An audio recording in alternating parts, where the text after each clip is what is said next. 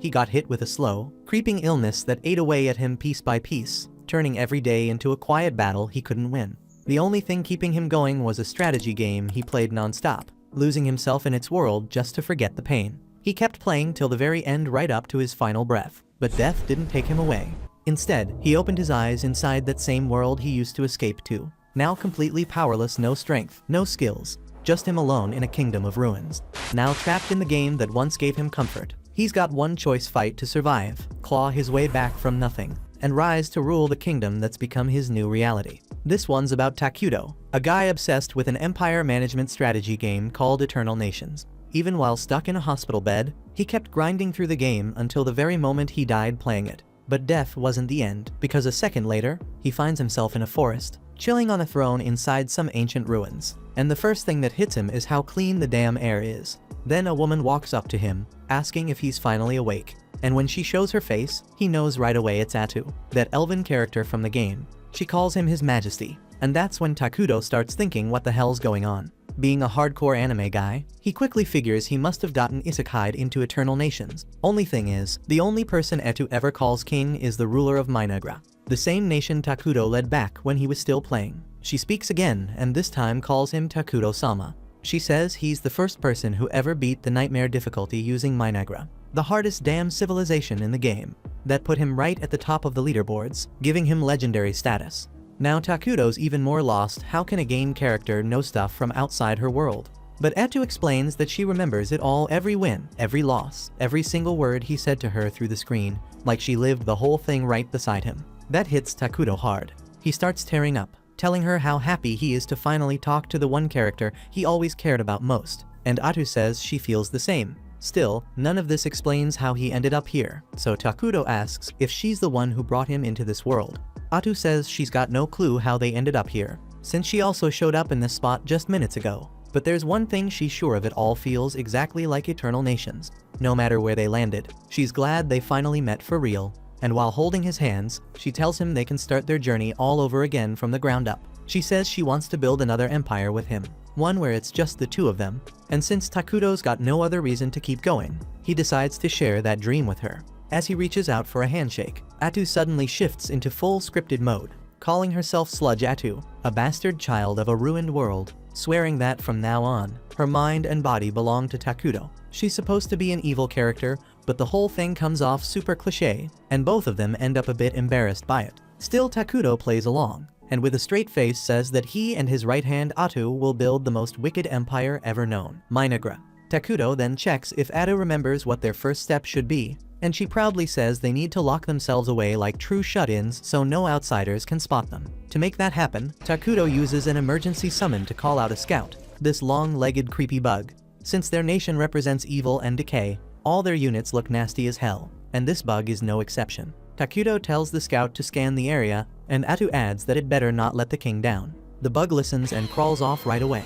Turns out Takuto can actually see everything the scout sees, and that's when they both realize this world works exactly like the game. He takes a second to explain how the summoning works. His total magic power is 200, and bringing out the scout used up 100 MP. Now he's thinking what to do with the leftover energy. He could use 20 MP to build a base, but part of him wonders if it's better to summon a fighter to guard them. Problem is, that costs way more than what he's got right now. In the original game, Atu's a hero unit, which means she's got serious combat skills, but since they're only just starting out, her power level's sitting at a lowly 3. They move on, and thanks to the scout's report, Takuto gets a pretty clear picture of what's around him, mostly trees stretching out forever. That actually makes it the perfect spot to set up Minagra's base, though Atu thinks it's weird that there's no sign of animals or food anywhere nearby. Since it's too risky to explore, Takuto tells the scout to expand its search even farther just to be safe. Atu suddenly looks down, feeling useless for not helping her king, but Takuto tells her she doesn't need to do anything, just having her beside him is more than enough. That line hits her right in the heart, and she falls for him right then and there. While all that's happening, the scout finds something: a camp full of dark elves hiding out. Takuto starts thinking hard. If he walks into someone else's turf by accident, it's gonna cause trouble, so the smart move is to stay low for now. Atu agrees, saying if things go south, they can always make a run for it, which gives Takuto a little boost to keep watching the elves from afar and figure out what they're doing in this place. But then out of nowhere, 3 dark elves pop up and catch them off guard. Takuto's stunned. The same elves he was hoping to avoid are now standing right in front of him. He and Atu try not to panic, and in moments like this, staying chill is the best play. So that's exactly what they do. Meanwhile, the Dark Elves have no plans to fight anyone. They got kicked out of their city and were just trying to stay alive, leading everyone they could deep into the forest for safety. After all that struggle, they finally find a spot to rest in this cursed land. But they've got no food left, which means their kids won't survive long. Captain Nagi leads what's left of his forces through the accursed woods, but the fear is starting to show. They're wondering if this whole thing was a waste of time. The land's cursed, and food is nowhere to be found. Some of them start whining that they should have stayed and died in the city, since they're probably gonna drop dead here anyway. They talk about the old rumors that say this forest was cursed by some man, and nothing alive can thrive in it. Nagi shuts them down fast. If they give up now, there's no hope left for the kids waiting behind them. He reminds them that those little ones still believe in them, and they've got no choice but to push forward without turning back. Even while pushing forward, he keeps thinking about what they said, and deep down, he knows they weren't wrong. The odds of surviving out here are pretty much crap. But even if his people are scared and ready to quit, he's still their captain. He has to keep leading no matter what. As he gets closer, he suddenly senses Takuto and Atu's presence, and that freaks him out. He panics, thinking if they get attacked now, it's all over. What he does next could shape the fate of his whole race, so he knows he has to handle this smart. When he shows up, he sees Takuto looking like some kind of dark spirit while Atu looks normal. Nagi instantly drops to his knees, and his group follows. He admits they crossed into Forbidden Land and had no right to be there. Atu steps forward and demands to know why he came, knowing this place was off limits. Nagi explains everything: how they got kicked out of their city, had no time to prepare, the long trek, and how their starving kids are waiting deep in the woods. He's tense as hell, especially with how cold Atu's stare is. He thinks they're about to get wiped out, but then Takuto asks if he's hungry. Nagi stays quiet, but Atu leans in and tells him to answer her master. So he finally says yes. Right away, Takuto summons a bunch of apples. Nagi's never seen one before and doesn't even know it's food. Takuto tells him they're juicy inside and worth trying. Nagi hesitates, unsure if it's a trap, but when he looks around, his soldiers are already munching away. Atu tells him to eat, but he's still stuck. Then Takuto drops some pears too, and now Nagi starts doubting the guy. Nobody ever treats dark elves with kindness. They're used to getting kicked around, so getting help this easy feels off. He tells Takuto he'd rather take the food back to his kids in the forest. Before he can finish, Takuto drops even more fruit in front of him. Nagi's stunned and grateful. Back in the forest, the kids are barely hanging on, just praying for a miracle. That's when they catch a familiar scent, and it hits them. Nagi and the others are back. Not just back, but loaded with food and something they hadn't had in a while: hope. Nagi tells them to get ready to feast, and everyone starts digging in. The starving kids finally eat, starting to recover. One elf asks Nagi where all this food came from, but he doesn't explain a thing. He just says fate smiled at them, though in his head, he can't stop thinking about that dark figure they met earlier. After the meal, everyone gets some solid sleep, while Nagi stays by the fire, keeping watch and turning thoughts over in his head. That's when Elder Molter steps in and pulls him out of it. He thanks him for everything, but says the fruit tasted like nothing he's had in 200 years. Nagi agrees, says it felt strange when he ate it too. Molter asks where it came from, and Nagi tells him they met a legend in the cursed forest. Says they wandered in and ended up face to face with something unreal. Molter starts to wonder if it was the King of Ruins, that old tale about a shadow showing up when the world's too full, tearing it all down and drowning it in darkness. No one knows if it's real since nobody's ever seen it. Molter asks if Takuto gave that title to himself, but Nagi says the man never introduced himself, just spoke through his maid. Molter says a King of Ruins would never give something for free, then asks what Nagi gave in return. Nagi answers it was nothing, just pure kindness. Molter calls bullshit, says no dark force ever gives without a price. Nagi says he helped them with no catch, calls him the Great One. Molter argues that title doesn't fit someone like the King of Ruin, but Nagi stands firm.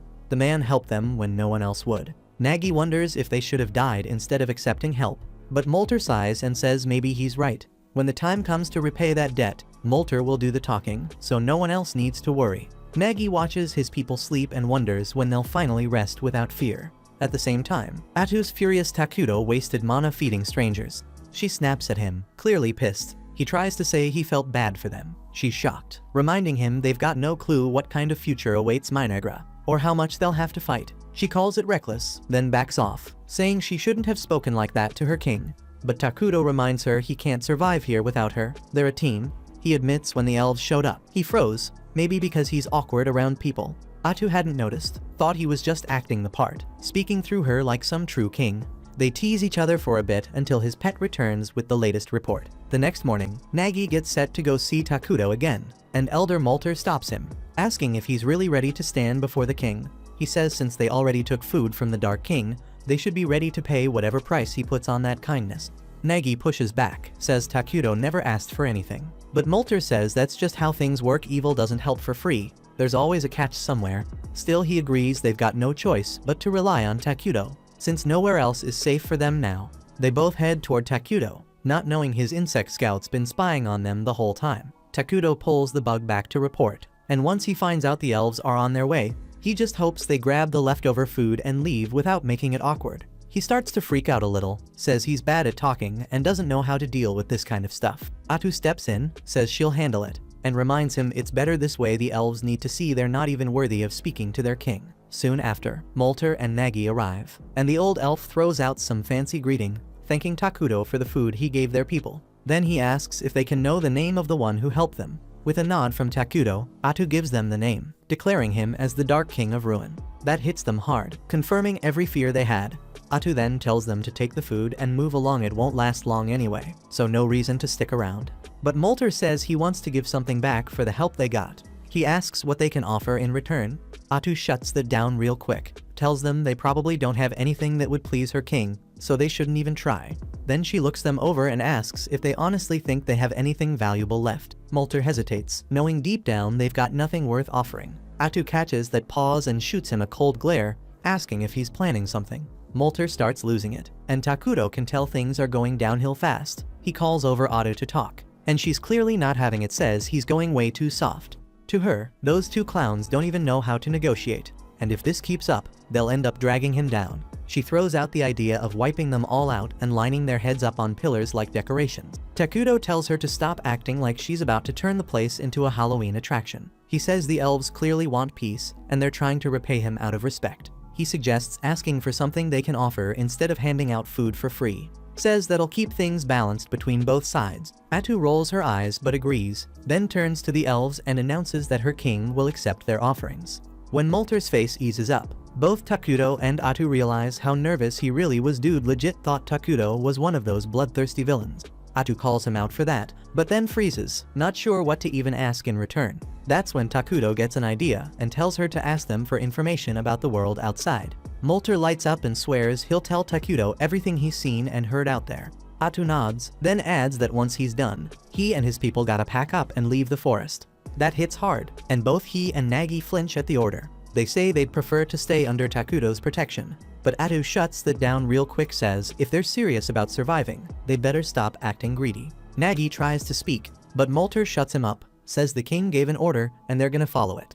They start heading off, but Takuto watches them go and feels that not in his gut, something about it doesn't sit right. Then he gets an idea and calls out, asking Molter and Nagi to stay and become citizens of his kingdom. They're stunned, but not nearly as much as Atu, who turns to him and asks what the hell he's doing. Takuto reminds her about the refugee system in the game, the one that lets them take in other races as full citizens. Since dark elves are neutral, they'll adjust just fine to the kingdom's dark nature and get along with the other species already living here. Atu's still unsure, saying evil-aligned species tend to clash with each other, but Takuto reminds her that their main race, the homunculi, look like humans who got torn apart and stitched back together all wrong, and there's no way they're hanging around with them forever. That image flashes in Atu's head and creeps her out so bad she agrees immediately. She turns to the elves and says Takuto's building a kingdom right here, and he's willing to take them in as citizens if they swear to serve him. Molter's a bit shaken, asks what that means for them, and Atu lays it out plain they'll become evil beings.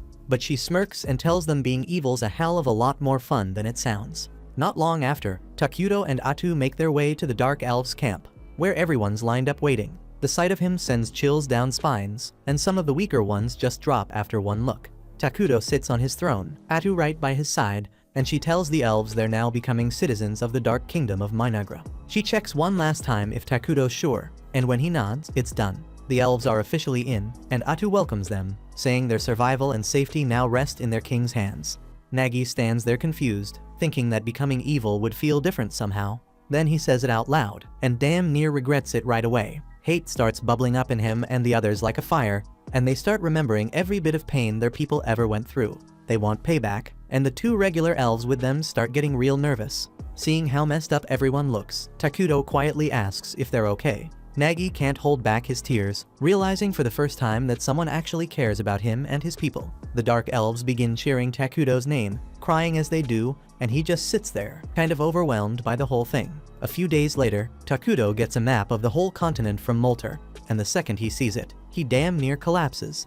Atu asks what's up, and he points at the map, telling her to take a look and see how crap their starting point is. Turns out, they're stuck on a continent already home to two massive overpowered nations. One of them is the Holy Kingdom of Qualia, a human nation worshipping the creator Arlos, and they're pure good aligned fanatics. Then there's Elna, the Alliance of Elementals, where nature-worshipping elves live, and they're also on the good side. Atu takes one look and freaks out, saying if either side finds out about their kingdom, they're screwed. She drops next to Takuto, but he pulls himself together and says as long as they don't get caught, they've still got time to grow. He reminds her that in the game, their homunculi were dumb as rocks and couldn't research anything. But now that they've got dark elves, they've actually got a shot at getting smarter. Not long after that, the dark elves come visit again, and this time Nagi brings along someone new, his assistant Emily. He tells Takuto she's got brains, knows a lot about other kingdoms, and will be way more useful than any of them. Atu nods, says the king's pleased with their efforts, then adds that they'll be stepping into bigger roles now, because it's what Takuto wants.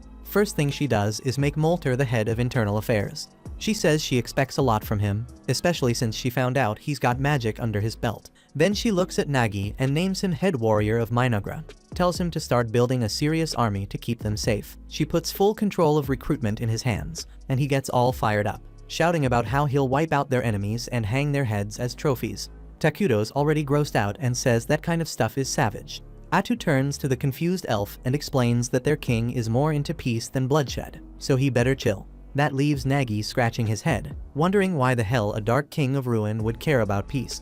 Molter smirks and throws a jab, says unlike Nagi's musclehead ass, he's got brains and will actually be useful. That hits Nagi's pride hard, and he fires back, telling Takuto he's young, strong, and can work without breaks if needed, ready to prove he's not just some meathead. Atu has no clue they're just trying to win Big Evil Daddy's attention. She just thinks they're a couple of overworked maniacs. She turns to Takuto and asks if they should throw them a task to gather supplies or something, and he suggests making them clean up the area and build a few homes while they're at it. She passes that on to Molter right away, tells him to gather timber for housing, but to leave most of the forest untouched. Molter nods fast, says it won't be a problem since dark elves are used to living in the woods anyway. Takuto then tells them to regrow the areas they chopped down, but that throws the elves off. They don't know what the word even means. Takuto picks up on it quick, figures their civilization's too behind to even grasp reforesting, so he asks if they at least know about military magic, or the 6 major elements. Molter says he's only heard of 4, and Emily says she's never come across any country using something called military magic. Takuto and Atu glance at each other, realizing this world's way more primitive than they expected, but that might be a damn good thing. If they level up their magic tech fast, they can steamroll other nations in no time. Atu takes the chance to explain what reforesting is, says it's when you grow new trees where old ones were cut. The elves say they kinda do that, but not with magic.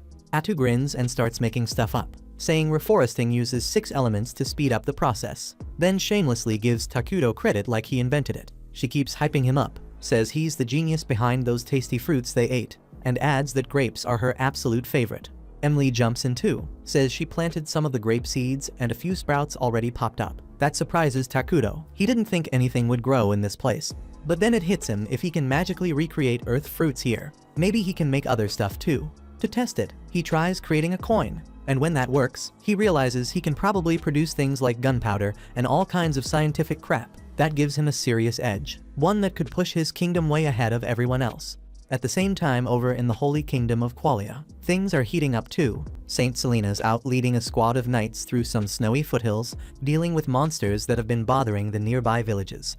The second those goblins come charging in, she lifts her staff and torches them to ash with her holy flame. That fire shoots up into the clouds, and once the smoke clears, sunlight hits the scorched earth, and a bunch of flowers pop up. The knight captain turns to his crew, saying that Selena's magic not only burns up nasty monsters, but also leaves a damn flower garden behind. He adds that thanks to her, they've got a good thing going with the elves. Right after that, she tells the cardinal he needs to send paladins south instead, since she got some creepy vision about something going down in the cursed forest. He straight up refuses, saying the forest's all the way at the edge of the continent and he can't make a move without getting the higher-ups involved. Selena says screw that, threatens to head out herself if he won't help. The cardinal tries to push back, but in the end, he gives in and promises to send whatever troops he can round up on his own. Meanwhile, Takuto and Atu are busy building up their turf, starting with new homes for the Dark Elves.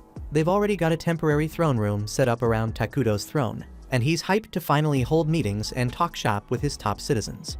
Then Molter, Nagi, and Imlay show up, and Atu tells them it's time to kick off their first council meeting. But before they start, Emily hands Takuto a gift, some fresh clothes that make him look like a damn femboy. He's thankful for the outfit since his old stuff's getting pretty nasty, and he thanks the elves for hooking him up. They don't really see much difference, but they trust Atu when she says he looks awesome in it. With that handled, she gets the meeting started, but Takuto's too busy fangirling over himself in the new fit. Atu just rolls with it, runs the meeting herself, and says she'll ask for his input when needed. He's totally cool with that plan. Once the meeting kicks off, Molter asks Atu what kind of buildings they should start throwing up first. She tells him food production's gotta come before anything else, then pulls out this freaky looking plant and says it'll be their main food source for now. The elves look straight up horrified, asking her what the hell it even is. Atu calmly explains it's called the flesh plant, something unique to their civilization. It grows meat that tastes like human flesh, and apparently it's super nutritious. That info doesn't sit right with the elves, who quickly say they don't go around munching on humans.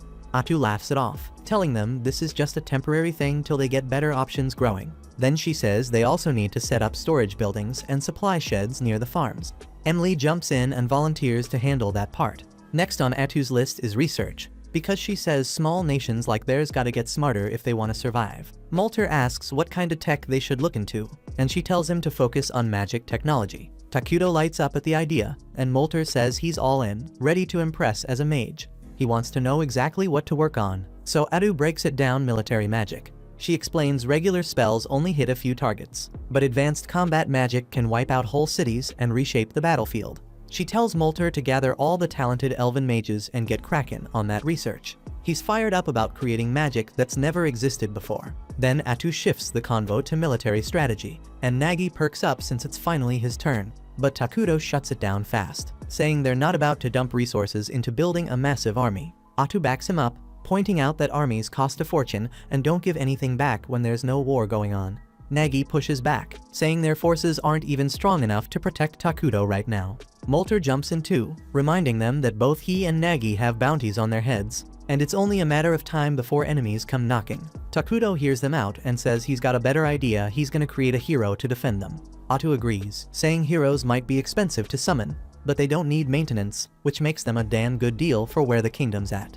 The elves have no idea what a hero even is, so Atu breaks it down. Heroes are insanely powerful beings that serve right under the king. She explains there are certain conditions to summon each one, but she's pretty sure they'll be able to summon their first hero soon. Takuto's all fired up about it. He starts thinking about how everything in this world runs on mana, and the only way a kingdom can generate mana is through its people. The happier the people, the more mana they produce, and Takuto swears he's gonna turn his kingdom into the happiest place on the damn planet. Over in the Holy Kingdom of Qualia, a junior paladin named Lornias gets picked to join a team headed to the Cursed Forest. He's got a senior paladin tagging along named Wordle, and that guy's favorite hobby is messing with Lornias, who's always way too stiff and formal. Wordle grumbles that the team's way too small, just 2 paladins and a few hired swords. He says the church should take Selena's warning a lot more seriously. Lornias agrees deep down, but he also knows better than to question the higher-ups. If this mission goes well, they'll be heroes. But if it fails, you can bet your ass all the blame's landing square on him. Back in Minegra, Takuto's checking out how things are going with his kingdom.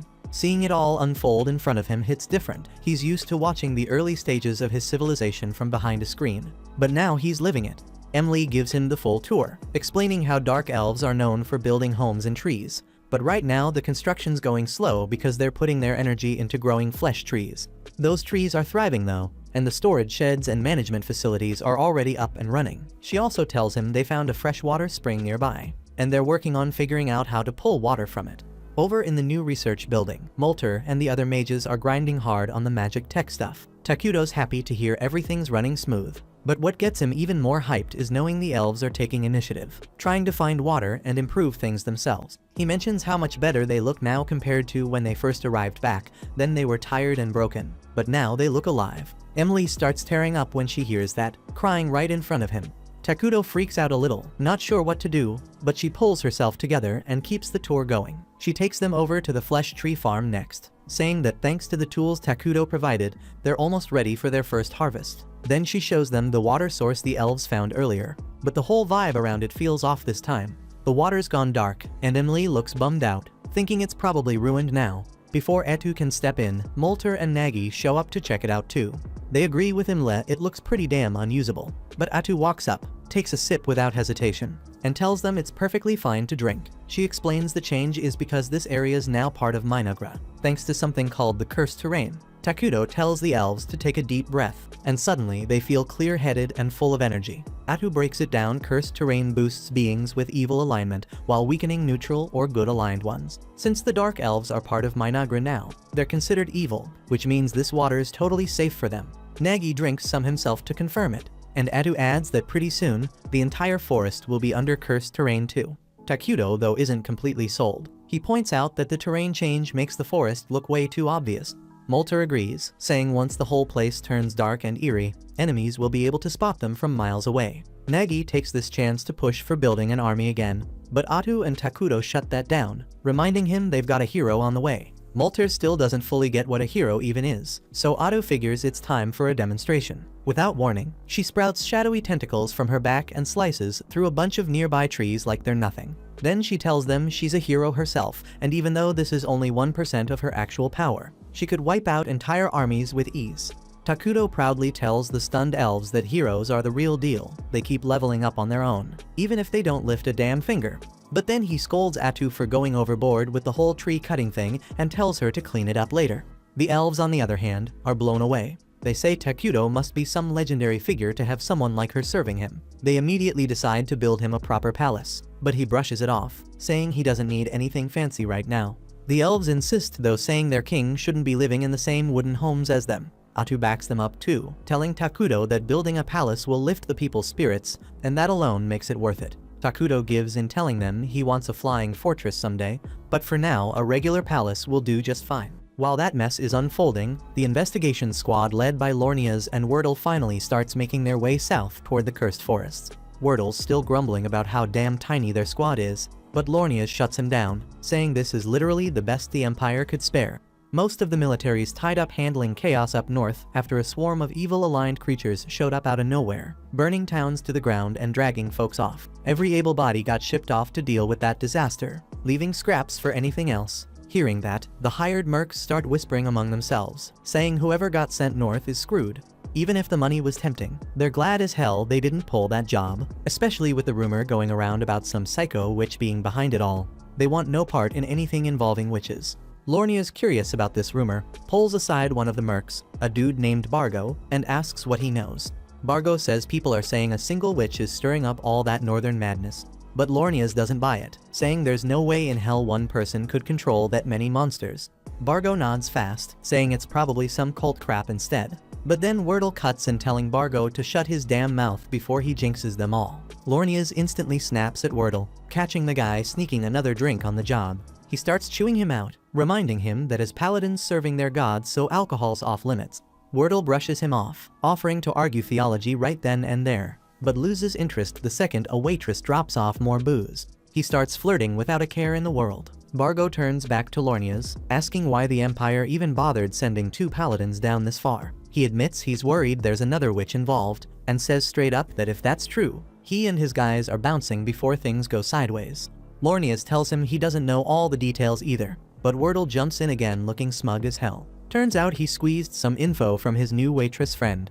Apparently a bunch of dark elves recently ran into the cursed forests, and the higher-ups want someone to keep tabs on them. That puts Bargo at ease, says they better deal with those bastards quick. Dark elves are infamous for nasty curses and sneaky assassinations. Lornias agrees completely, saying if they ignore the dark elves now, it's only gonna come back and bite them harder later. But Wordle tells him to chill, reminding him this mission is recon only. If things start going south, they're packing it in and getting the hell out. Lornias, ever the hard-headed holy warrior, says that's not how they roll. If evil shows its face, they crush it retreats never on the damn table for a real paladin. Wordle throws a sharp look at Lornius, telling him to quit chasing damn glory and only draw his blade when it actually matters. Not every damn time there's a whiff of danger. He reminds him they've all got folks back home, including him, so they better think twice before throwing their lives away like it's nothing. Back in Minagra, the first batch of flesh tree fruit is finally ripe and stacked high on a huge altar in the middle of town. Takuto stands in front of the pile while the dark elves surround him, eyes glued to the scene, waiting to see what kind of madness their king's about to pull. Without a word, Takuto pumps his mana into the fruit, and right there in front of everyone, it twists and mutates into one massive bug monster.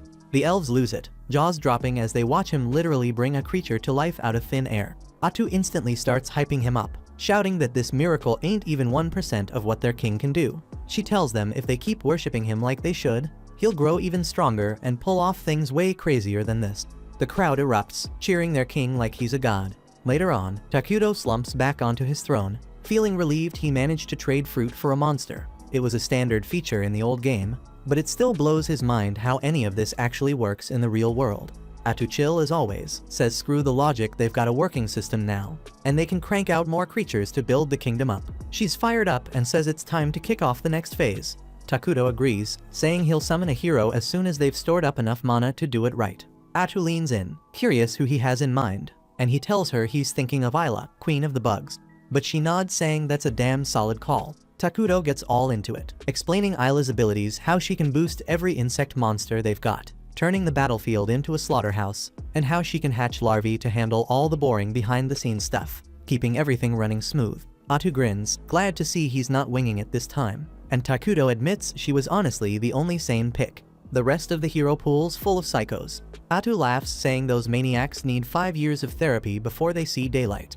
Takuto chuckles, saying maybe one day he'll call them up too, but not now. At the same time, Lornias and the crew finally step foot on the Dark Continent, and they barely get a chance to breathe before they run into their first real threat, a massive damn hill giant blocking the path. Lornias jumps straight into action, barking orders at the mercenaries to fall into formation, but Wordle raises a hand, cuts him off, and tells everyone to relax. He says he'll handle this oversized bastard solo, and that they shouldn't waste time trying to help. With everyone watching, Wordle strolls toward the giant like it's no big deal, not even blinking at the thing's ridiculous size, his sword casually in hand. He channels holy energy through his blade, while the hill giant, oddly respectful for a monster, stands there waiting like it's giving him a fair shot. The giant finally swings its club with brutal force, but Wordle blocks it with ease and slices the whole damn thing in half like it's made of paper. Before the beast even realizes what just happened, Wordle flashes forward and unleashes a storm of slashes so fast it doesn't even get a chance to react.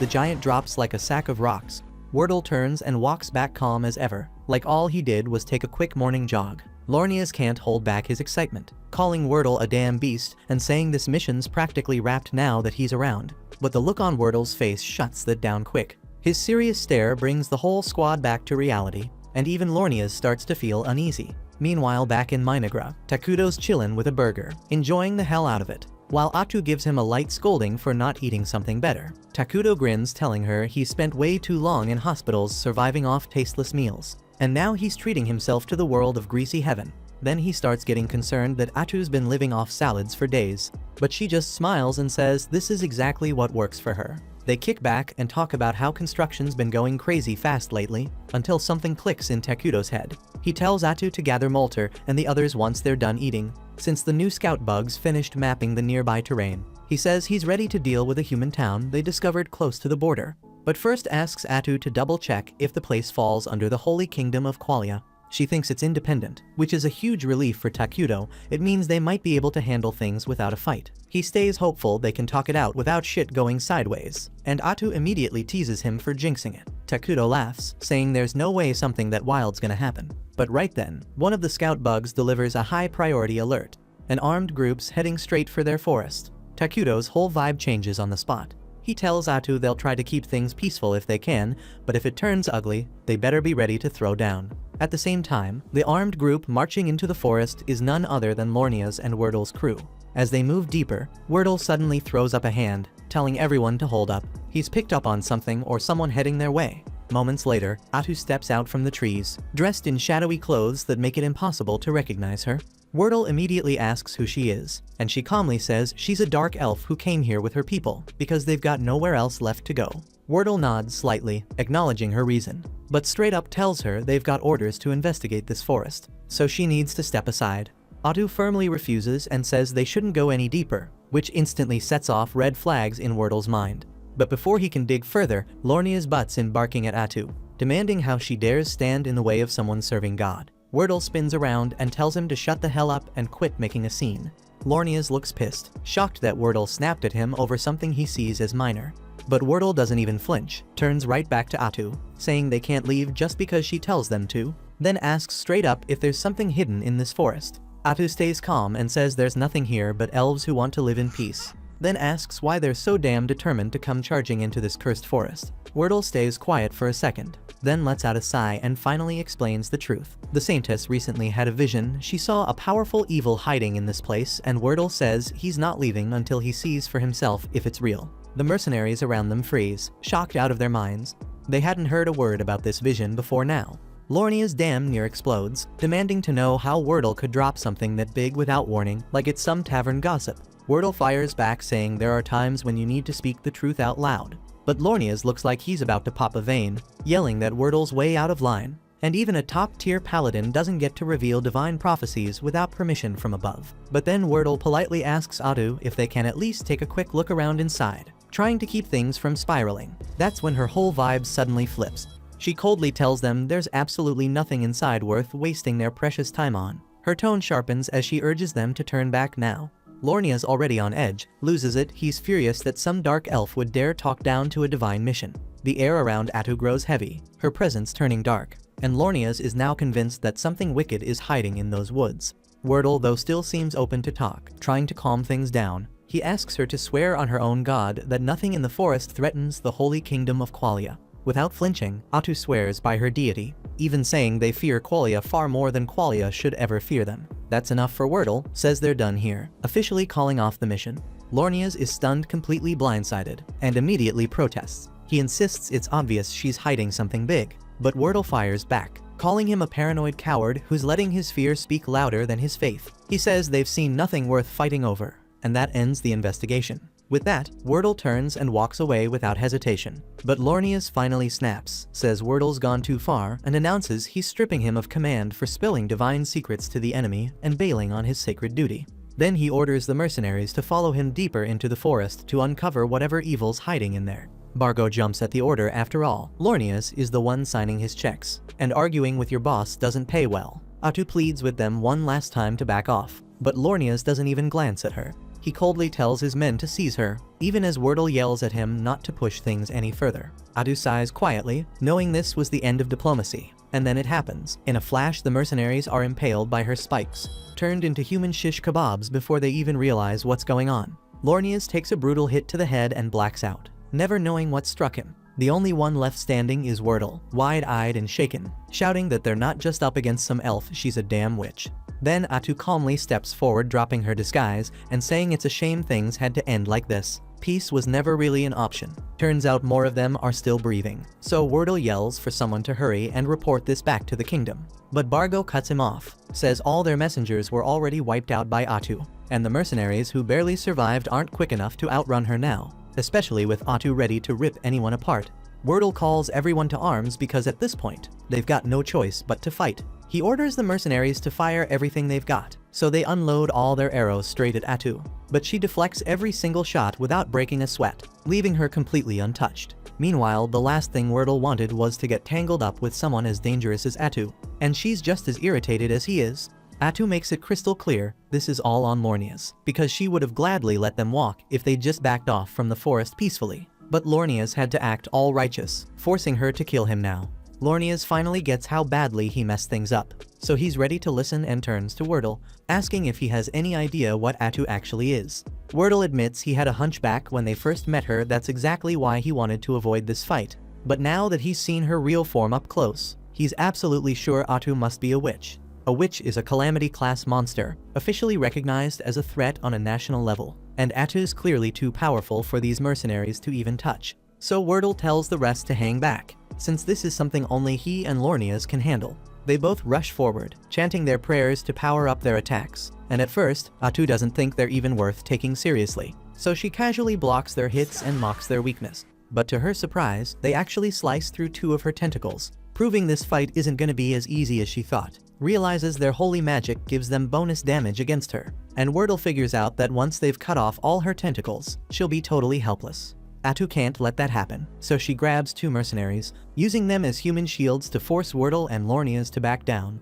But Wordle immediately tells Lornias that if they don't finish Atu here, there's a real chance she'll target Qualia someday, so for the good of their entire nation, sacrifices have to be made.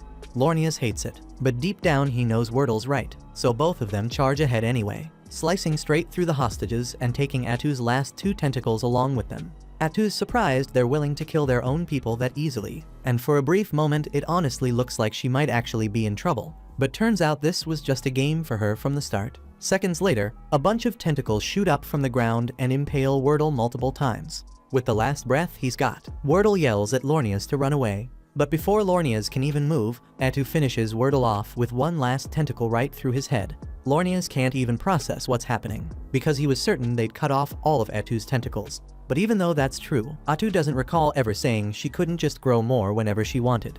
In fact, she could summon as many tentacles as she felt like this entire time, so she's been playing around with them from the beginning. After watching their leader die like that, every mercenary instantly loses their will to fight, and Atu clearly isn't feeling generous enough to spare anyone. Lornias realizes this quickly, tells them all to scatter immediately, hoping if they run in different directions, at least one might survive long enough to report everything back to the kingdom. Without wasting time, all the mercenaries instantly drop their weapons and run for their lives, and Atu doesn't really feel like chasing after them, so she simply lets them go. Honestly, she wishes they'd done that from the start, because it would have saved everyone a whole lot of trouble. Lornias stays behind to keep Atu occupied, so he swings his holy sword straight at her.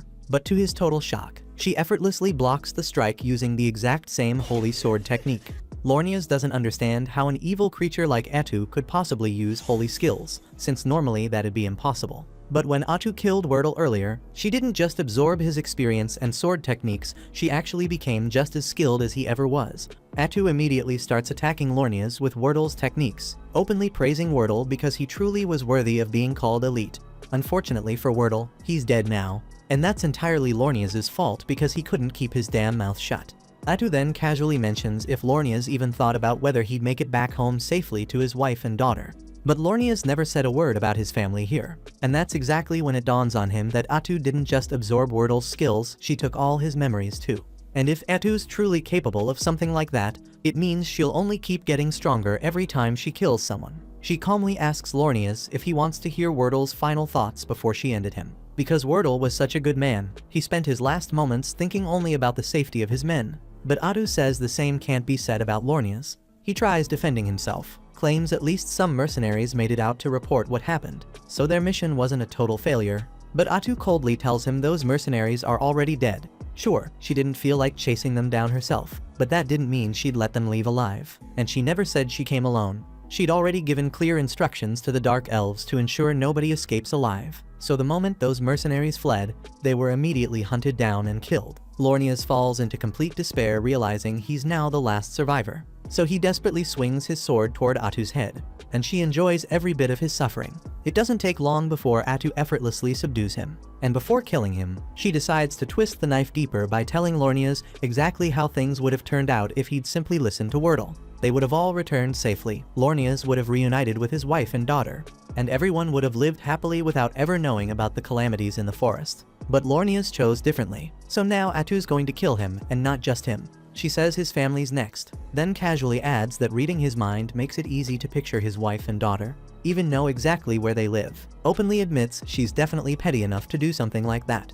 In fact, Atu might as well slaughter everyone in all the villages Lornias passed through on his way here. And while they're all dying in absolute agony, she'll make sure every single one of them knows it's entirely Paladin Lornias' fault. Lornias screams desperately, begging Atu not to do it, but she's starting to get bored with tormenting him, so she finally stops taunting him and kills him outright to shut him up. Once Lornias is dead, Nagi calmly approaches Atu and informs her that he and his men have successfully killed every mercenary who ran away, so nobody will be reporting any of today's events.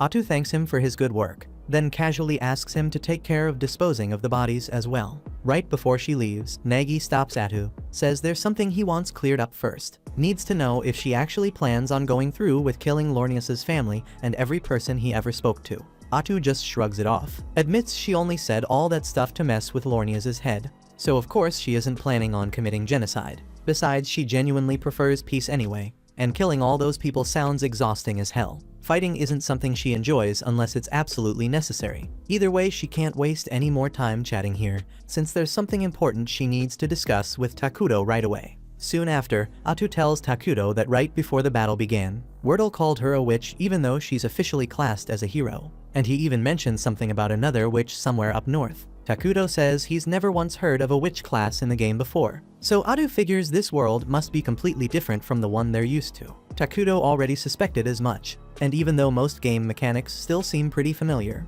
it'd be smarter to assume the core systems have changed somehow. Fortunately, not all the changes are bad news. Atu's skill absorption power improved significantly. Now she can also obtain bits of memories from anyone she kills, and thanks to that upgrade, she was able to gather plenty of useful information about Qualia's current situation directly from the investigation squad they just wiped out.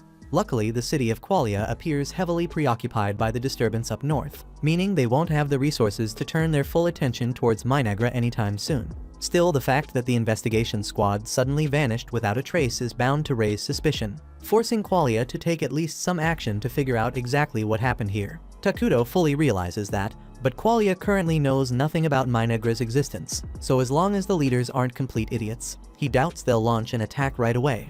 At the moment, he's far more concerned about whatever's going on with the northern disturbance and that which causing all the trouble. Atu already tried digging around in Wordle's memories for any additional info about witches, but unfortunately Wordle himself didn't know all that much. However, his memories did make one thing extremely clear. That witch up north was powerful enough to single-handedly inflict military-level damage on the Qualian army, and her name is Irakino. At the same time, up in the northern territory, Irakino has just wiped out another village, and she's already preparing to move on to the next. Before she does, she reanimates all the villagers she killed and turns them into undead servants under her control. Takuto has no idea what her full abilities are, but the amount of damage she's caused in such a short time makes him suspect she might have come from another world too, just like him and Atu. If that's true, things are about to get a whole lot messier. So Atu asks him what their next move should be. Judging by the way she operates, Irakino's probably evil aligned, so there's a chance they could get along with her.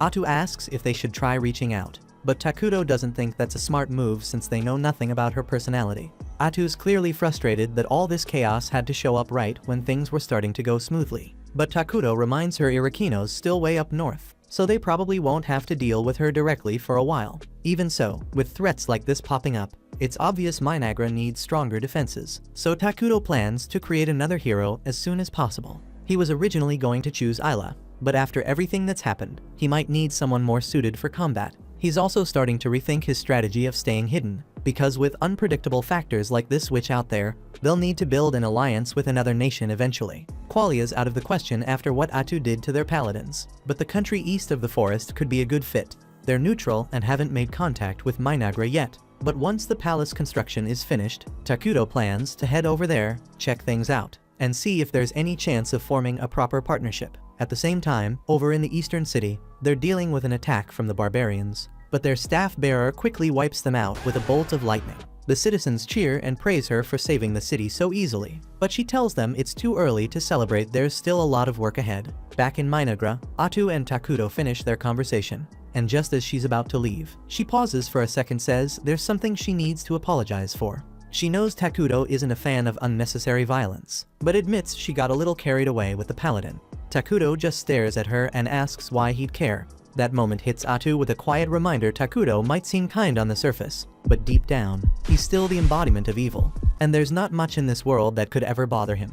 In no time, Takuto's palace is finally complete, and that moment marks the start of his kingdom's push forward in earnest. He is excited because he has always wanted a giant palace, and Atu says one day it will be big enough to pierce the heavens, a promise she makes with calm certainty. All that palace talk makes Atu notice that even though Takuto is their king, he still has no attendant at all, not a single person at his side. However, he had not thought about it much, but a king without personal servants is odd, so Atu asks if he has any preference so she can find one for him right away. Takudo, a bit sheepish, says anyone who is easy to talk to will do, since he is a terrible communicator who stumbles over small talk.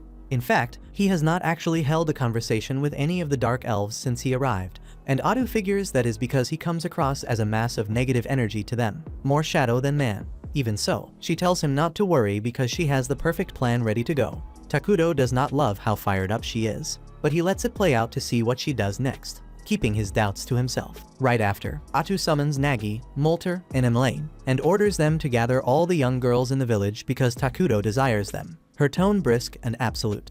Both Takudo and Molter are stunned where they stand, but Molter still wants to give him the benefit of the doubt, so he asks Atu why she gave that order at all. Atu says she asked for young girls because she thought it would be easier for Takudo to practice conversations with them. Yet instead of putting it that way, she boldly declares that Takudo is into young girls. This goes way too far, so Takudo cuts her off before it spreads and tells her to explain the plan without turning him into the neighborhood creep. After the full explanation, Molter and the others are relieved to learn that Takudo only wanted an attendant who would be easy to talk to, and the reason he pointed to young girls is that the kingdom is short on hands, and he did not want to pull valuable laborers away to be servants, so children who cannot work yet were the best options for now. Molter and the rest are impressed by how much thought Takudo put into it, so they agree to bring the children. And Takudo looks forward to finally having people he can talk to each day in the palace.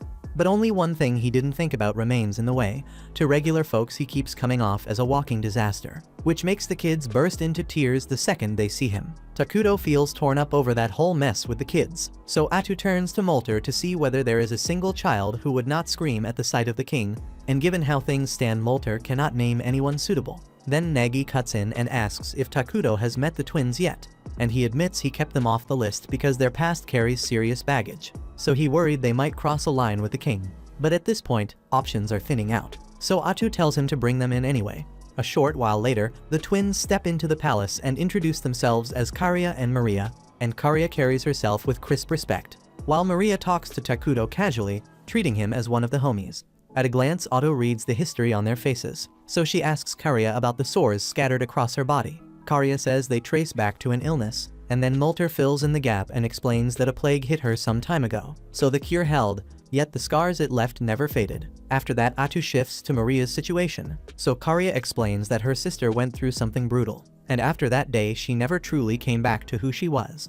Atu presses for what brutal means, and Maria answers without a pause that she ate her mother. That is far worse than what Atu feared, so she turns to Molter for the story, and he says he is not proud of those days, yet at the time there was no other path. The Dark Elf tribe still honors the mother of Karia and Maria for the sacrifice she made for her people. Hearing that, Takudo recalls the exile the elves endured, and it was a long trek over vicious ground after losing their home. So in stretches like that, hunger becomes an enemy on its own, and hard choices fall on those who want everyone to live long enough to reach safety. Being forced to eat her own mother shattered the way Maria sees the world, so her sense of fear bent into something else, which explains why Takudo does not scare her at all. Atu hesitates about naming Maria as an attendant, and the risk feels real, so she weighs that thought in silence. During that pause, Maria walks up to Takudo, and once she stands near him, she says he looks white to her. That catches Takudo off guard because most people call him the shape of darkness itself. Yet Maria reads something different, so he asks whether she is willing to serve as his attendant and look after him, and Maria says she will do her best, so Takudo appoints her on the spot as his servant and as a candidate for leadership within Minagra. Atu is taken aback because this ends up being the longest stretch of talk Takudo has shared with anyone besides her. Yet even if Maria seems on board, Karia stays quiet, so Takudo asks what she makes of his offer, and Karia says that as Maria's younger sister she has a duty to stay at her side all the time. So if Maria wants to serve as Takudo's attendant, then she will step into the role as well. That settles Takudo for the moment because he needs steady help. So he tells them that starting today they are responsible for looking after him. Then Nagi and Molter trade uneasy looks since the choice still feels risky. After everyone else steps out, Molter circles back to Takudo because there is something he has to share about the twins. Ever since their mother died, they have not been able to feel even a shred of emotion. So it is as if their hearts sealed shut and nothing gets through. Taking them on will bring its own problems, so Molter asks Takudo to meet those moments with patience and tolerance until the girls begin to open up again, since forcing it will only push them further inside. The following day, Maria and Karia begin their official duties as Takudo's attendants, and trouble shows up right away because Maria walks in with a glass of water, trips over her own feet, and dumps the whole thing on Takudo. Karya moves fast and offers to wipe him down, and she apologizes for the mistake since this is not the first time it has happened. So Takuto tells her he is not upset and that accidents are part of learning. A few moments later Atu comes in, and she is disappointed to see that Maria has slipped up again. So Takuto asks her to ease up on the girls for now. Atu hates how often they fumble. Yet if Takuto does not want to punish them, she will let it slide. Then she reminds him that he has a meeting to attend, and as his attendants Maria and Karya are required to come along as well, so they had better hold it together and keep their manners sharp. The meeting starts shortly after, and Imle is the first to report since she runs the construction department. So she explains that with the palace wrapped up, they now have a lot of workers freed up, and they also have a large stock of materials sitting in storage, which means they can roll into another project soon. Takuto and Atu back Emily's assessment, so they greenlight a clinic right away because Minagra needs a steady way to protect the health and safety of its people, and Emily says she will move on it immediately so crews can break ground without delay. Now that construction is squared away, Atu asks to hear from whoever is handling resource collection so they can lock in supply before the next phase of growth. It turns out Emily runs that portfolio as well, so they may need to bring in more staff soon to keep both tracks moving. She reports that gathering food and raw materials is going smoothly, and thanks to Takuto's support they have been securing daily necessities they cannot produce on their own, because his power covers gaps that would otherwise stall progress.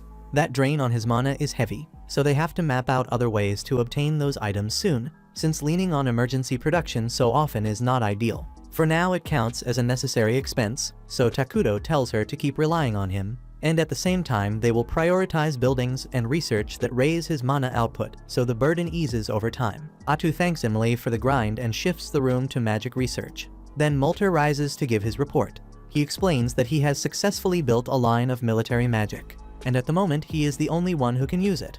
Yet with enough training his subordinates should be able to follow his lead. They may even be able to harness the ruined mana that the palace throws off to push stronger casts, so the ceiling could end up higher than anyone expected. Since Takuto has made it clear he does not want to start wars, chances to deploy those spells will probably stay rare. For now, Atu asks Molter to pour his effort into the 6 major elements on the magic skill tree, because those will do the most for national development. Finally, she calls on Nagi for an army status update. So he explains that the force currently fields 5 scout bugs. Most of their hours go into mapping the uncharted stretches of the accursed land, and the ground beyond the forest is mostly open plains, so they can range there with a lower chance of being spotted. Since stealth sits at the top of Minagra's priorities right now, the scouts have to keep their footprints small. Atu brushes it off because they already have a complete survey of the entire forest. So she tells Nagi to assign the scout bugs to routine patrols around the perimeter of the forest. Nagi checks whether she truly wants all of them on patrol duty, and Atu can read the worry about their military strength, so she says she alone can handle whatever shows up. Plus she and Takuto already settled on creating a new hero, and Takuto says he will summon Ayla after all. Takuto then asks whether the team gathered every resource needed for that plan, and Molter reports that the lumber and the rations are ready and waiting, yet the heavy mana cost still stands. After a lot of arguing and some compromise, the meeting wraps as planned, and Takuto feels satisfied with how well everyone has been playing their part. After that he heads toward the throne room, and as he is walking Maria bumps into him and scatters the meeting papers across the floor. Karya apologizes for her and moves to help pick the pages up. Then they accidentally tear one of the documents in half while trying to gather it. Both sisters look up at Takuto expecting anger, and he simply tells them it is fine and goes to sit on his throne. Maria suddenly steps closer and asks if he is a bad person. His alignment is evil, so in strict terms he counts as a bad person, and she follows by asking why he has not killed them yet. They keep messing up and doing things that would normally get a servant executed, yet Takuto keeps sparing them, and they cannot make sense of that. Takuto asks them to spell out the difference between a good person and a bad person, and in Maria's view a good person does nothing but good while a bad person does nothing but bad.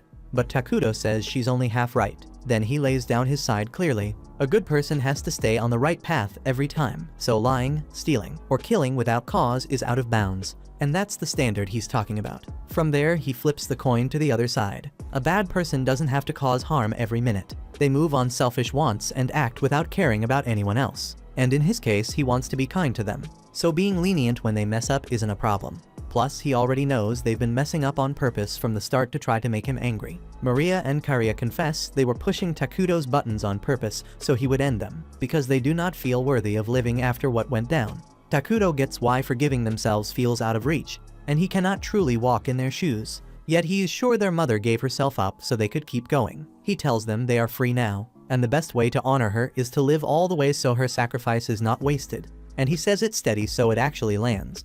Moving on will be hard, but he promises he will be there with them step by step and not leave them hanging. They burst into tears at the kindness and cling to him. Then hours later Atu walks in and finds both girls asleep on his throne. She feels a small twinge of jealousy over how close they are to him. But business comes first, so she lets it go and says the report on the nearby city is done and ready to share. The city is called Dragonton, and it is part of the neutral multiracial nation called Fonkaven, which means many races share its streets and markets. Since the place is mixed, Takuto figures talks should go smoothly and fairly. Yet he is bothered that Dragonton sits way out in a remote corner far from easy support and quick relief. Atu explains it sits that far out because there is a dragon vein mine, and dragon veins generate mana on their own, so she suggests moving to secure it fast before anyone else does or the window closes. The report also says Dragonton is taking hits from barbarians such as ogres and goblins, and the defenders are barely holding the line, which raises the stakes for everyone involved. Takuto asks if Dragonton's gotten any help from back home, and Atu says no reinforcements have shown up so far, so things aren't getting better and could get worse if nothing changes. Seeing the situation, Takuto figures there's gotta be refugees out there, and if Minagra takes them in, the headcount goes up while they lock in a real tie with Dragonton at the same time, helping both sides right away and down the road. Then before long, they could stake a claim on the dragon vein mine for themselves. Takuto tells Atu to arrange an envoy at once, and while they head toward the city, Atu's party runs into a band of beastkin out in the open country, basically the middle of nowhere, and the tension spikes hard. The beastkin leader Tonokapali is frightened by Atu and the rest, since a mass of darkness clings to them so thick it's visible to the naked eye. She keeps pushing for calm, because her men are petrified enough to lash out at the pair out of fear, and that kind of panic could get them all killed right there on the spot. Atu is still under strict orders to keep Minagra out of sight, so she starts getting ready to erase every witness on the spot. Even so, Pepe here is too dense to grasp the danger Atu represents. He casually asks her name and drifts into small talk, a move so bold and foolish it throws Atu off for a beat, and she shelves the killing for the moment. In the end, the two sides manage to reach an understanding, and Atu finds out Tonokapali's group is actually an envoy from Dragonton. That turns out to be a lucky break, since it saves her the trouble of making the trip herself. So she invites Tonokapali and her men to come meet the king of Minagra in person. Tonokapali is a bit rattled, since any king who can command someone as powerful as Atu has to be terrifying. When she finally meets Takuto, it's worse than she pictured, because all she can see is an endless abyss of darkness without end. Now she's starting to regret the choice she made before, second-guessing herself and wishing she had played it safer. Before they crossed paths with Atu, the group was attacked by a giant in the barren lands. But Pepe, as one of the staff bearers, used grass magic to locate the giant and slam it to the ground with force. Sadly, with brain power in the single digits, he doesn't finish it off. He climbs on top and starts demanding praise for his magic from everyone around. As expected, the giant eventually tears free and tosses Pepe to the ground. But right as it is about to crush him, Tonokapali rushes in and uses both grass and earth magic to pin the giant tight against a rock. Tonokapali smacks Pepe across the head and tells him to quit acting like an idiot, because as the only young staff bearer, one day people's lives will ride on his choices. Pepe says he'll give it his best, yet it's obvious he doesn't grasp how serious his role is. If Dragonton keeps getting hit by giants, it's only a matter of time before the place is wiped out, and they still have no clue what's stirring it up. The lone lead is a rumor about a calamity showing up in the accursed lands, so Tonokapali says she plans to check it out and drill some responsibility into Pepe. She drags him along, and now she's kicking herself for it, because a single wrong move from him could get the whole team killed. Moments later, Pepe pipes up out of nowhere and asks Takuto to be friends, and Tonokapali is losing it because speaking straight to a king that boldly can be enough to get a person executed. She apologizes and tries to cover for Pepe's outburst, but to her shock, Takuto genuinely looks pleased at the idea and says he'd be happy to get along with him. Next, a feast is set to welcome Pepe and Tonokapali's party, and once everyone settles in, Maria and Karia pour out apple juice for them. Tonokapali takes a sip and is blown away, since she's never tasted anything this good, and the glass itself is top tier, finer than anything the finest craftsman on the continent could turn out. Pepe is all over the juice too, so he asks Maria for another round, and before that extra serving even lands, he pops up from his chair and starts praising Nagi's massive muscles, says your arm is bigger than my butt. Then he goes to show off his magic to molt her, and nobody stops him, since Takuto seems to have taken a liking to the kid. Takudo is impressed by how social Pepe stays no matter the setting, and he's glad they managed to become friends, but he's never actually had a friend before, so he isn't exactly sure what friends are supposed to do. While Pepe is busy getting scolded by Tanukapali, Takudo catches his eye and asks if he'd like to play a game. The room goes quiet for a beat because no one saw that coming, and Takudo starts to feel awkward. Right then Pepe agrees with a smile, so the two sit down together.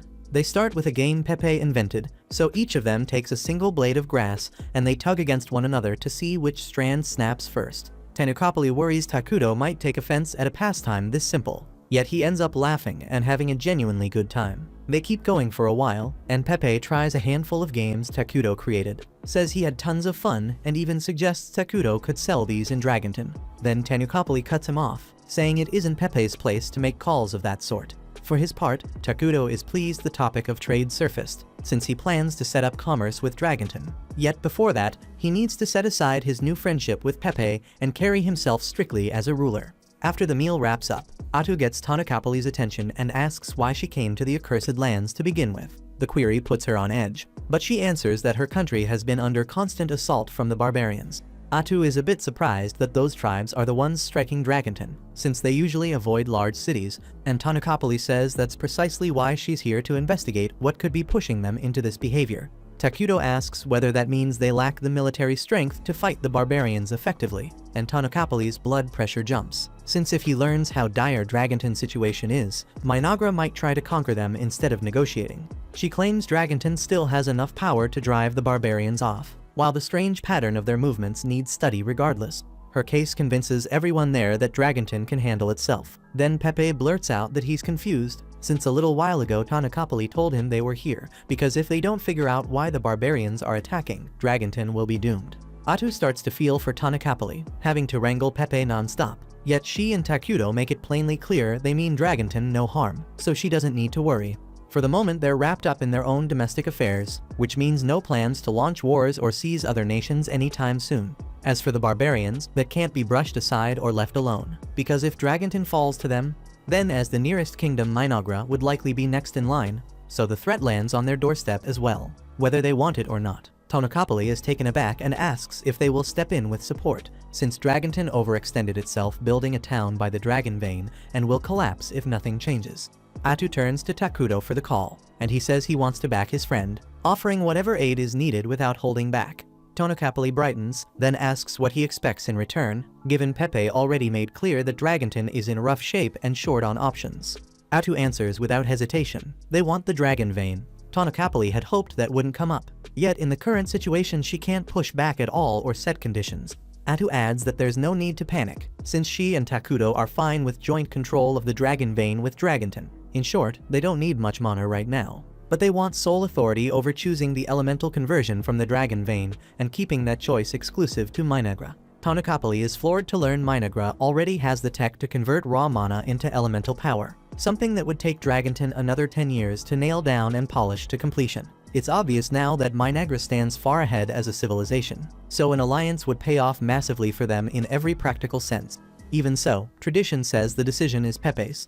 He may be an idiot, but he's the youngest staff bearer and by extension, the future ruler of the nation. He's also sharp at reading people, so she asks whether he wants to proceed with the alliance, and Pepe says he wants to be friends with everyone in Minagra. With that, the two kingdoms make the alliance official then and there, sealing the agreement between them. A short time later, Adu convenes a meeting to spell out the terms of their arrangement with Dragonton. Minagra will ship consumables to their city on a steady basis, and in exchange, Dragonton will deliver metal goods and day-to-day supplies in return. Molter is pleased with the agreement, since up to this point they've depended on Takudo to furnish those items and keep them flowing. But the biggest win by far is access to the Dragon Vein. They have Pepe to thank for how smoothly it played out, because if he hadn't revealed Dragonton's true condition, then Tanukapali would have kept up her facade of confidence, and they probably wouldn't have made any real progress on foreign ties. On top of that, Dragonton would have been destroyed long before Minagra could step in with aid. So Takudo starts wondering whether Pepe is really an idiot, or if he steered things on purpose to land the best outcome. Moving forward, Atu suggests they talk through how to handle relations with Dragonton from here on in. Maria and Karia a bit adrift, ask whether anyone even knows what kind of country Dragonton is. They were so locked in on the talks that they forgot they had never set foot there, not once, and a major piece of sustaining foreign ties is knowing an ally's culture and values beyond the paperwork. Back when Takudo used to play the game, he only had to press a button to set friendly status, so it never occurred to him that he would actually need to put in the work to maintain an alliance now. Since they know so little, Atu proposes that the first step be to survey the capital crescent moon, but it sits a long way from Minagra, so a proper look would take a while and eat up time. Takudo says they can park that for the moment, because the top priority is helping Dragonton beat back the giants. Still, Molter notes that visiting a foreign nation isn't something they can do on a whim. There are protocols and formal rules they need to follow. Maria and Caria raise their hands and ask if it would be fine to go there just to have some fun, and childish or not, it's a solid plan. If they frame it as a friendly call before dispatching an official delegation, they can set out right away without delay. Molter then steps up to go, but Takudo figures he's a bit too senior to send as a messenger to the other nation. Molter would basically read as Minagra's top magic chancellor, so that's a hard no. The same goes for Nagi and Emlea. Since their posts carry equal weight, they need someone Takudo trusts who isn't ranked that high. Right then, Maria and Caria lift their hands to volunteer. Takudo shuts the idea down immediately because he's worried it could be dangerous, and Atu offers to take the trip instead. But Molter reminds her she's Takudo's most trusted confidant, which makes her practically the most important person here after Takudo himself. At that point, Maria and Caria walk up to Takudo and remind him he gave them the freedom to make their own choices. So right now they want to do everything they can to help him, even if there's risk involved. Takudo is reluctant to approve sending them, but he can't bring himself to say no to faces like that. So in the end he agrees to let them go. And Atu gets jealous that Takudo caved to someone's cuteness other than her. Emily still isn't fully at ease about sending those two alone, but Takudo says it's fine since he already has solid bodyguards in mind. Afterward, he heads back to the throne room, and Atu is still pouting about him giving in to Maria and Caria's request, so he isn't sure how to handle it. He turns to Maria for help, and she tells him to say exactly how he feels, so he decides to try. He walks up to Atu and apologizes for making her uneasy. She doesn't need to worry about being replaced. He's extremely grateful for everything Atu does, and for the fact she's always by his side. He tells her there's no one he'd rather be with, and that's all Atu needed. In fact, she's already picturing a happily married life with Takudo, and he isn't sure what's running through her head, but he's glad she isn't angry anymore. A short while later, Takudo takes Maria, Caria, and Atu to the clinic, but they don't see why he brought them there since none of them are sick. Takudo explains the clinic was cheap to build, so he put it up on a whim. And since Maria and Caria are heading out on a mission, he figures he might as well send the new plague doctors he made along with them as bodyguards. Takudo introduces the doctors to the group and tells Maria and Caria that these medics aren't just skilled at treating wounds and curing sickness. They're also trained to fight and defend them during the trip. Atu steps forward and makes it official, saying the medics are being assigned as their guards on the journey to Dragonton. On top of that, they're expected to observe and learn everything they can about the local culture while they're there. The medics get fired up about their mission, promising to do their best to blend in with the humans and study as much as possible. Takudo is amused by how eager they are, so he decides to hand out an early reward. From now on, he says, they'll go by the names Akiro, Gyro, and Saburo. The medics light up at their new identities, thanking him over and over. Their excitement is a bit much though, and Takudo and Atu start to question whether sending them as guards was the smartest idea. But Caria clearly isn't a fan, while Maria just laughs and enjoys going along with their antics. At the same time over in Dragonton, the mayor, an elf named Antic, is completely stressed out after being buried under paperwork all week. She only took the role thinking it would free her from the suffocating politics of the elves' nation, maybe even give her a chance to meet someone decent and build a normal life. Instead, she's stuck with a sore back from sitting at her desk all day, plus a drinking habit she can't shake. To make things worse, she was just told she'll need to cooperate with the so-called forces of darkness to protect the city. And she's never even heard of this place called Minagra. Suddenly, there's a knock at her door, and it startles her so much she snaps at her assistant to go away. She instantly realizes she's being harsh for no reason, so she takes a breath, changes her tone, and asks what the visit is about. The assistant says there are people here to meet with her. Antic asks if they have an appointment, and when she hears they don't, she tells her assistant to send them off, claiming her time is far too valuable to waste on unplanned visitors. That's when her assistant explains these guests are emissaries from Minagra. As soon as Antic hears the name, she knows this has to come first, so she hurries to brew some tea and goes out to meet with Maria and Caria. Once she reaches the meeting room, Antic introduces herself as the mayor of Dragonton and greets them warmly. What she doesn't expect, though, are the three dark figures standing behind Maria and Keria, and it throws her off a bit. She silently wonders what Tanakapali was thinking when she struck a deal with people like this. But since it's her responsibility now, she sits down and thanks them for making the long trip. Maria and Keria give their names as emissaries of Minagra, and Antic praises them for their courtesy. Inside, the first thing that crosses her mind is that they're dark elves, and she can't ignore how suspicious the three figures behind them look. She assumes they must be assassins, but she forces herself to stay composed, keeping her tone friendly. She apologizes for not arranging a proper welcome celebration since she didn't know they'd be arriving. But Maria and Keria reassure her that it's no problem. As Antic thinks it over, she remembers Tanakapali once mentioning twin dark elves being groomed by the king to become future leaders of Minagra. When it hits her that those very twins are sitting right in front of her, panic creeps in. If she makes even one wrong move, she could ruin Dragonton's relationship with Minagra. Trying to stay calm, and asks what their business is. But since there's no real official reason, Keria hesitates, unsure how to respond. That's when Gyro speaks up, explaining to Antic that they came in answer to staff bearer Pepe's invitation to visit and have some fun. He frames it as two students traveling to learn about the local culture, saying they'd rather avoid anything too official. Antic feels an instant wave of relief, since that means they're not here to negotiate alliance terms. If Maria and Keria are truly just tourists, it saves her a massive headache, though she knows she still has to tread carefully. The last thing she wants is to spark an incident with Minagra. She tells the twins they're welcome to stay as long as they'd like, and offers to personally show them around the city. Maria and Keria ask if that's really okay, and Antic answers with a smile, saying she knows every corner of Dragonton and would make the perfect guide. Deep down, she's eager to leave a good impression on the twins to strengthen ties between Dragonton and Minagra. On top of that, it gives her a reason to ditch her endless paperwork, so there's no chance she'd turn down the opportunity. The group heads out into the town, and Antic spends the entire day guiding Maria and Keria through the city, and all of them seem to be having a good time. Over in Minagra, Takuto is stuck under his own pile of paperwork, yet he keeps checking in on how Maria and Keria are doing, and he's glad to see they appear to be enjoying themselves.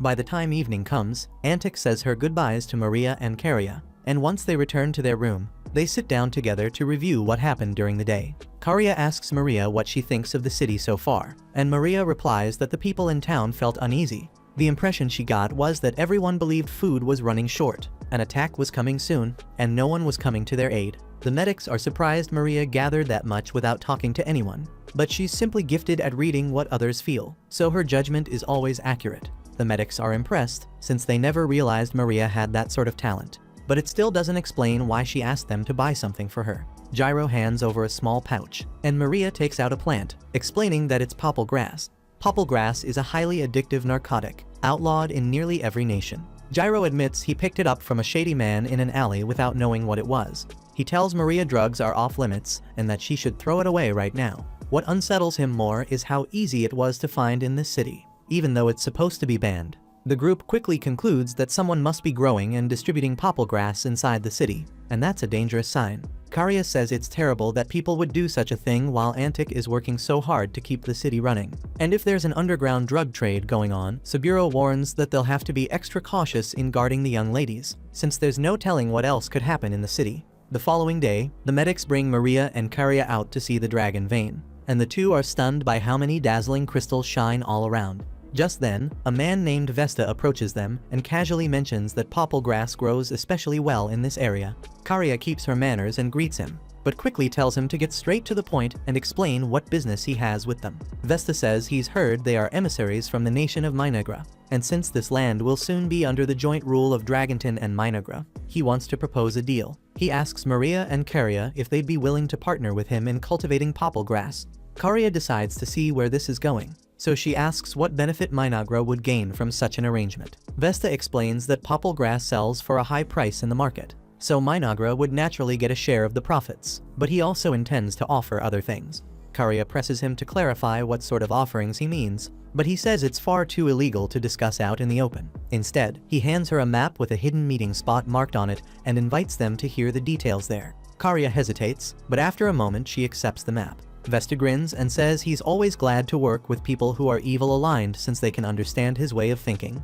He complains that the current mayor of the city insists on pointless rules like banning drugs or forbidding human trafficking. but he's confident that once the king of Minagra takes control, things will be far more favorable for his business. A few days later, Maria and Karya meet with Antic again, knowing they'll be leaving the city soon. Antic tells them it's been wonderful getting to know the twins, and they thank her for being such a generous host during their stay. They ask if there's anything they can do for her before they go. Antic says she'd be grateful if they put in a good word for her the next time they meet with King Takudo. And Maria and Karya agree with a smile, saying they'd be more than happy to do that. Just then, the door to the room opens and Vesta walks in with 2 goons at his side. So Antic rises in a rage and yells that he has no right to be here without her permission. Vesta already made it clear he does not care about rules, so he simply let himself in, and he says he is here to hear the response from Maria and Karya, since they never met him to discuss the details of the deal he proposed. Maria questions whether he means the deal to sell popple grass with them, and Antic starts to panic because she had no idea that Maria and Karya made a deal with Vesta behind her back. And if Vesta managed to get Minagra on his side, then the city is going to be ruined. Maria reads what Antic is thinking and tells her she does not need to worry, since neither of them would ever consider working with a bastard named Vesta. And they assumed he would be smart enough to understand that not showing up to the meeting he set up means they are not interested. Karya inquires whether it would be alright for them to deal with Vesta themselves, since even if he is despicable, they would hate to cause an international incident by acting on their own. And Antic says they are more than welcome to step in, because Vesta has been a nuisance to the people of the city for a long time. So on Maria and Karya's orders, the medics step up to deal with Vesta. Even with those 3 standing in front of him, Vesta seems oddly confident because he has this with him. Inside the siren's injection is a concentrated extract from the popple flower, and a single dose is enough to turn anyone into a mindless addict. Maria and Karya can already tell that he came here intending to use that on them, so they say he needs to think this through, and they add that they may be weak children, but if he were to lay hands on them, then he would be making an enemy out of the kingdom of Minagra, and King Takudo surely will not take kindly to such provocation.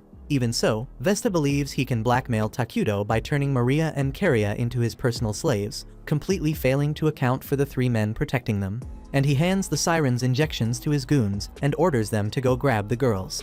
A second later, one of the goons' swords goes flying into the wall in front of Vesta, and he turns around to see the gruesome fate they suffered. At the same time over in Minagra, Takudo is enjoying a calm cup of tea with Atu, and he's genuinely pleased that he created those medics, since they turned out to be perfect for the twins' mission. Emily has been curious about why Takudo sent medics instead of a squad of warriors with Maria and Karya. So Atu explains that those 3 are obsessed with humans and demi-humans, sometimes a little too much. They might be experts in healing human biology, but they also eat brains on occasion, which makes them downright terrifying when they feel like it. Back in Dragonton, the medics have just finished hacking the goons apart with surgical precision, and now they're holding up the skins and jumping around in excitement, thrilled to add them to their collection. Antic drops to her knees in shock at the sight of their true nature, so Maria steps in to try and calm her. As for Vesta, he's about to experience the opposite of comfort. He tries begging for forgiveness, but Karya cuts him off, telling him he's already gone too far. She didn't care about his drug dealing since that wasn't her concern, but the moment he threatened her, her sister, and insulted her King Takudo, he sealed his own fate. She orders the medics to finish him, and before long all 3 are strutting around casually in Vesta's skin, leaving Antic completely unable to process the nightmare in front of her. Karya then approaches her and apologizes for leaving such a mess in the office, even asking if she should cover the cleaning bill. Antic, who had literally lost control of herself, stammers that there's no need. Karya thanks her for being so understanding, and that sincere smile in the middle of all this horror feels even scarier than the medics wearing skin suits. Antic quietly wishes she had never become the mayor of this city, but this is her life now, and she'll have to live with it. Once the group gets back to Minagra, they're hauled straight into a meeting so Atu can lay into them for what happened. And before the lecture even starts, she demands an explanation from Takudo for not stopping any of it while he was watching the whole time. He admits he didn't want the girls thinking he was hovering over them, so he let them handle the situation on their own, and now they can see where that approach led. Atu had warned Maria and Karya to keep their violent acts to a minimum, yet they still went ahead and ordered the medics to murder those people. And as for the medics, even if taking out Vesta and his goons was unavoidable, skinning him in front of Antic went way too far. It was less like an execution and more like plucking a chicken alive right in front of her face. Atu tells them straight up that nobody's leaving this room until they sit their asses down and write a long-ass apology promising they'll do better next time. And honestly, that punishment was over the top. A few hours later, everyone gathers again to go over the Dragonton situation. And from the twins' report, the city is in dire straits. They lack the resources to keep order, so crime keeps climbing, and at the same time, they're facing constant attacks from the barbarians. The document says Dragonton is mainly dealing with goblins, orcs, and the occasional hill giant. And while goblins and orcs aren't much of a threat, the giants have turned into a serious problem. They pop up in groups around the city, and with each passing day, the number of giant attacks keeps rising, so the defenses are being stretched thin. Molter assumes the reason no one in Dragonton has figured out the giants' attack patterns is a lack of early warning, because normally the sharpened senses of beastmen would be enough to spot enemies before they strike. Yet the scouts must be exhausted after all the non-stop fighting. Either way, if nothing changes, Dragonton is bound to fall in the near future, so Nagi suggests sending a large force to bolster the city's defenses. Emily agrees they should send aid. However, she doesn't think splitting Minagra's forces is wise, since pulling their immediate labor reserves to Dragonton right now would leave farming and construction understaffed. Atu cuts in and reminds everyone that she'll be joining the mission herself, so they won't need as many soldiers as Emily fears. The others are a bit shocked to hear that, but when they think about Atu's knack for stealing skills, it does make sense she'd want to be out there. While she's gone, someone has to handle her mountain of paperwork, so Molter offers to cover the admin side. Nagi chimes in saying he'll handle national defense, but the second Emily hears that, she looks uneasy. Up till now, Minagra's defense has leaned almost entirely on Atu's presence, and no disrespect. But Nagi on his own ain't protecting shit if something serious comes knocking. Nagi knows she isn't wrong, but Takudo already had a counter ready. He tells the group he'll soon be creating the hero Ayla, and she'll become the backbone of their defense while Atu's away. Molter calls it perfect timing since they've already stockpiled all the materials Takudo asked for, and the others praise him for being such a forward thinker. Truth is, it's just dumb luck Takudo never expected Ayla would be needed this soon. But hey, letting them believe he's some master strategist isn't bad for his image.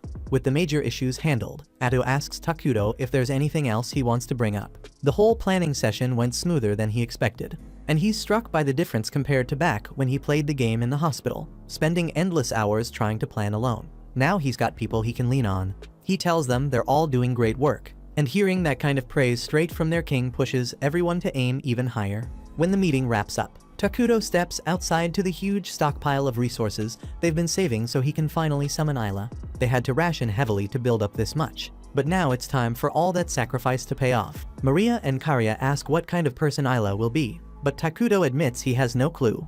Aside from Atu, Ayla will be the very first hero summoned into this world, so no one really knows how it's going to turn out. Atu promises him that if Ayla ever rebels and tries to kill him, she'll put her life on the line to protect him. Having her nearby makes Takudo feel safer, but he still tells her to put her own survival first because she's way too damn important to lose. Takudo starts the summoning ritual, and once all the resources vanish, a cocoon takes shape in the air.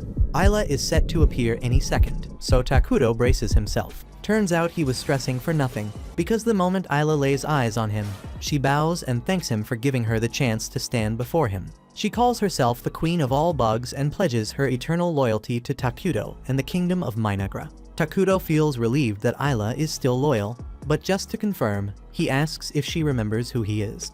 After a pause, she finally recognizes him as the same Takudo who played the game for years. She says it's great to see him again. But before things get too emotional, Atu steps between them and presses Ayla to say if she's really serious about serving Takudo here. Ayla also recalls Atu from back then, and she finds it amusing that Atu is trying to act so strict, so she pats her on the head. Atu blushes and snaps at her to just answer already, and Ayla responds that there's no one else she'd rather follow. Takudo was the only one who ever pushed her to her full strength, so working beside him again is an honor. Still, she shifts to business and asks Takudo to explain what's happening right now, since she isn't sure of her role yet. A bit later, Takudo, Atu, and Ayla are back in the palace, and he finishes filling her in on the situation. Ayla now understands she'll be serving as their defense hero for the time being, which frees Atu to leave on her mission without leaving Minagra exposed. Even so, Atu hates the idea of going. Ever since they arrived here, she and Takudo have stuck together, so this is the first time they'll be apart for a long stretch, and they're both going to miss each other badly. By the next morning, Atu and her squad head out for Dragonton after she says her goodbye to Takudo, and with her officially gone, Ayla steps up to work. She promises to do her best to make sure Takudo enjoys this game. But after just one day at his side, she notices he can't really handle much on his own. It's already midday, and the guy is still knocked out on his throne. Then Maria and Karya come out and mention to Ayla that Takuto usually sleeps until noon, and if he dozes past that, Atu is the one who goes and wakes him.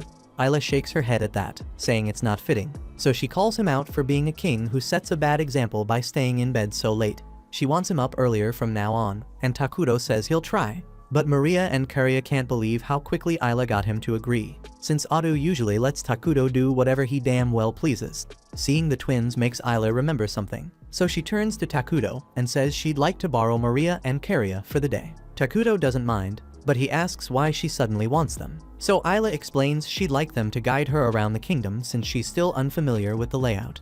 Takuto figures it's a solid idea because it will also give Ayla the chance to properly map out the kingdom's defenses, so he signs off on the tour. While she's on the subject of approval, Ayla points out that his people will be coming to request his consent soon, so he'd better make sure he handles it right. Right then, Emily walks into the chamber, so Ayla and the twins step out. Emily comes straight to Takuto and asks him to review the labor reports for the week, and Takuto takes the documents. Inside though, he's uneasy as hell, because this is the very first time he's had to talk to Emily without Atu or the twins there. Emily notices his silence and asks if there's an issue with her report, but Takuto quickly says that's not the case. He actually thinks her labor allocation looks fine, but starting next week, he asks her to ease up a little on resource collection since they no longer need to stockpile extra with Ayla already summoned. Emily thanks him for the input and says she'll get on it right away, but Takuto is already drained from that single exchange. The problem is, he's still got a pile of meetings lined up after this, so it's clear the rest of his day is going to be long as hell. At the same time, Ayla and the twins are out on their walk, and Ayla asks them to give her a full rundown of the facilities in Minagra so she can get oriented. They start by showing her the government office where all the paperwork is filed, and right then they spot Emily hurrying around with a tight look on her face. Ayla can tell she's upset, so she asks if something is wrong since she looks swamped. And Emily explains that Nagi has been burning through training gear, and it's blowing up her monthly budget. Ayla reaches over and pats Emily on the head, saying everything's going to be fine, then adds that she'll personally scold Nagi for being wasteful. So Emily breathes easier and the tension starts to fade. Before long, they head to the training center to wait for Nagi, and the moment he shows up, he dashes past the soldiers and shatters their practice swords to prove how weak they are. This is exactly what Emily was complaining about. So Ayla walks up to Nagi and asks if he really thinks breaking equipment that way was necessary to make his point. Nagi starts stammering an apology, since he gets excited when it comes to training, and he hadn't realized how much damage he was causing. Ayla gives him a light pat on the head and says it's alright as long as he understands the mistake, but he needs to make sure he thinks about his actions carefully next time. Right then, a bell rings through the grounds, so Ayla asks the twins what that means, and they explain it signals dinner time. They invite Ayla to join, so everyone gathers in the main square to eat, and food is served this way because it's far less wasteful to have everyone dine together rather than cooking separate meals. The Dark Elves inform Ayla that if she chooses to sit with them, a lavish dinner has been prepared in her honor. The attendants try to persuade her to use the fine plates, since it would feel disrespectful to let her eat with basic cutlery. But Ayla reminds them all that she is the defense hero, so her job is to defend the kingdom and its people. And for her to fulfill that duty properly, it matters that she shares the same experience as the people. The following night, Ayla takes a quiet walk through town, running defense plans through her head, when she hears some noise inside Maria and Karya's house. She goes in to check and is caught off guard finding the twins huddled together in a corner crying. She asks what's wrong, and they explain they had a dream that shook them awake and now they can't sleep. Ayla gently asks if they want to talk about it, and they say that every other night they see their mother and remember the good times. But waking up always stings because it reminds them they'll never see her again, and it breaks them down. Still, since meeting Takuto, those dreams have been far less common, and this is the first time in ages, so they tell her not to worry too much. Even so, Ayla suggests staying the night with them, so if they wake crying again, she'll be right there to comfort them. And the twins relax, feeling safer with her close. The following day, Ayla meets with Takuto to go over plans, and together they decide their next big construction project should be a learning institution. They aren't at war, so piling on defenses isn't necessary right now, and building knowledge and training centers will serve them better long term. While on the topic, Ayla asks how Atu is doing over in Dragonton, so Takuto uses his shared senses to check in, and what he sees gets him stirred up, because Atu's caught in a pretty damn interesting situation at the moment. Thank you for watching to the end. If you enjoyed this recap, please hit the like button and subscribe. If you have any suggestions or tweaks, share them in the comments. They help me improve.